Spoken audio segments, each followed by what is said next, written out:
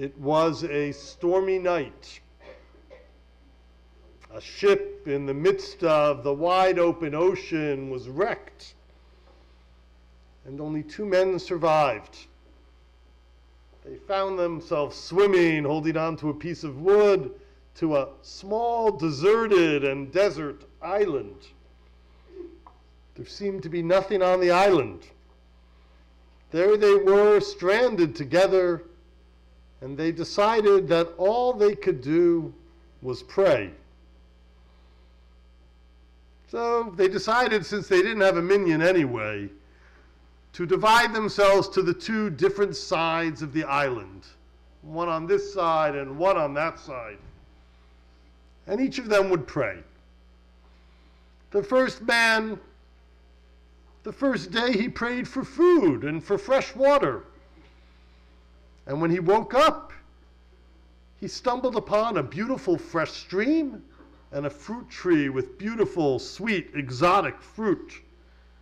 And he glanced over to the other side of the island, and his friend had nothing. So that night, that first man prayed for a house. And in his exploring the next day, sure enough, he stumbled on a house. And it was lucky enough he even found some clothing in the house. He put on some dry clothing and he looked across to the other side of the island, and he saw nothing. Just the man praying.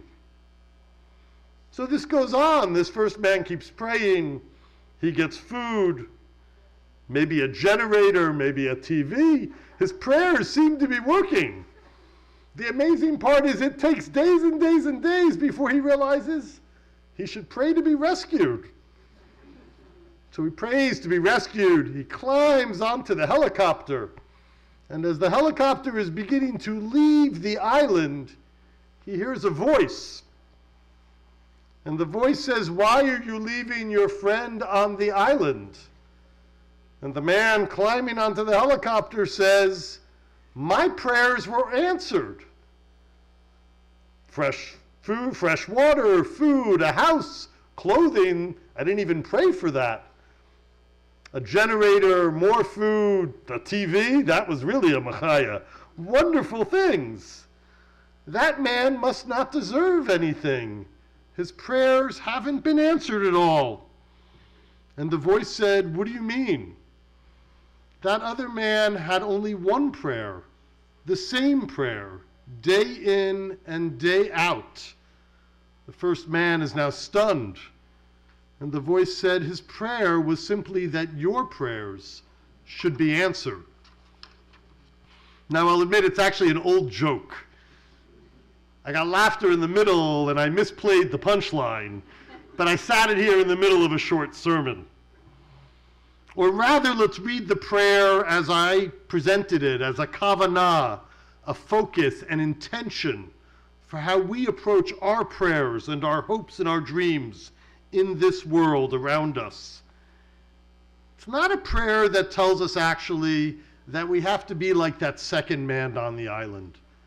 It's not a prayer that's saying, it's not a story telling us that our prayers are going to have nothing to do with ourselves and with those we love. That's both unrealistic and overly altruistic, possibly. Part of what draws us together, hopefully in minyan, hopefully unlike those 2 men in community, is a desire or willingness to think about what it is we hope to get in this world, or maybe more importantly, who we hope to be in this world. But that second man's prayers, those prayers and thoughts that make us think about other people, at least as much as we think about ourselves, or maybe more, that's part of the intention of our prayer. And maybe that's part of the problem of being on an island, 2 men just separated, not together, as opposed to a minyan or more than a minyan when we gather. A reminder that our prayers, our yearnings are about ourselves, but not only about ourselves.